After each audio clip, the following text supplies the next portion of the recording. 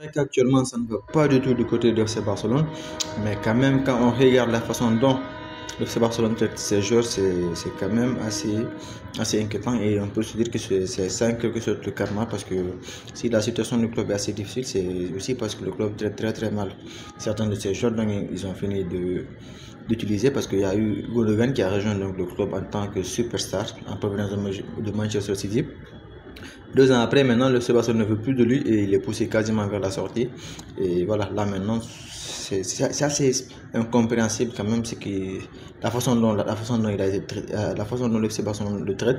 Et c'est de la même façon aussi qu'avec Victor Ruquier. Franchement, le club il a un sérieux problème à gérer en fait certains de ses joueurs et surtout la façon dont il quitte le club, c'est pas même Lionel Messi, la façon dont il est parti, ça se doit pas du tout.